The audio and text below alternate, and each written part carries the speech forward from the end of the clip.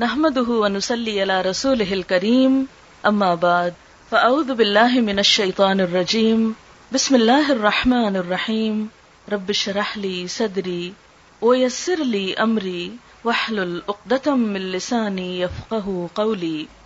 پھر اسی طرح اللہ سبحانہ وتعالیٰ کی صفات الحی القیوم کا ذکر ہے، یہ بھی بہت زبردست صفات ہیں اور ان میں اللہ سبحانہ وتعالیٰ کا اسم اعظم ہے جس کو پڑھنے سے دعائیں قبول ہوتی ہیں۔ اسی لیے ہم دیکھتے ہیں کہ بدر کے موقع پر جب حالات بہت تنگ تھے تو نبی صلی اللہ علیہ وسلم نے کن اسماء کو پکار کر دعا کی تھی؟ یا حی یا قیوم برحمتک استغیث۔ حضرت انس کہتے ہیں میں نبی صلی اللہ علیہ وسلم کے ساتھ تھا کہ ایک آدمی نے دعا کی اور کہا یا بدیع السماوات یا حی یا قیوم انی اسألک، اے آسمان کو عدم سے وجود میں لانے والے، اے زندہ، اے قائم رہنے والے، میں تجھ سے سوال کرتا ہوں، یعنی میں تجھ سے مانگتا ہوں اپنی ضرورت کی چیز۔ تو آپ نے فرمایا کیا تمہیں معلوم ہے کہ اس نے کس چیز کے ساتھ دعا کی؟ قسم اس کی جس کے ہاتھ میں میری جان ہے، اس نے اللہ کو اس نام کے ساتھ پکارا ہے کہ جب اس نام کے ساتھ اللہ کو پکارا جاتا ہے تو وہ دعا قبول کرتا ہے۔ تو آپ چاہتے ہیں کہ آپ کی دعائیں قبول ہوں تو یہ تینوں نام اپنے ریمائنڈرز میں لکھ لیجئے۔ جب بھی آپ چاہیں کہ آپ کی دعا قبول ہو تو پہلے اللہ تعالیٰ کو ان ناموں سے پکاریں اور پھر دعا مانگیں۔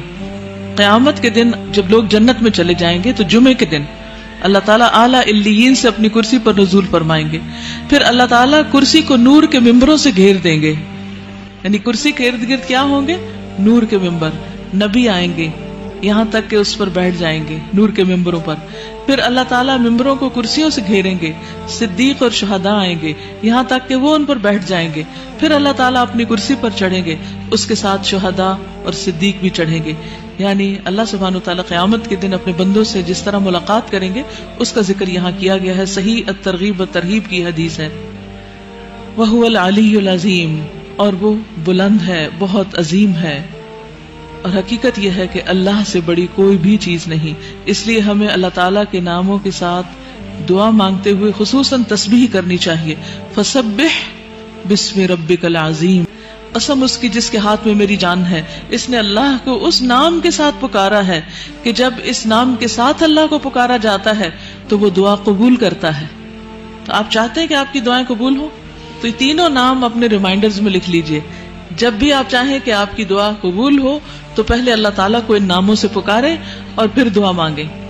یا حی یا قیوم برحمتک استغیث، یا حی یا قیوم برحمتک استغیث، یا حی یا قیوم برحمتک استغیث، یا حی یا قیوم برحمتک استغیث۔ وآخر دعوانا ان الحمد للہ رب العالمین۔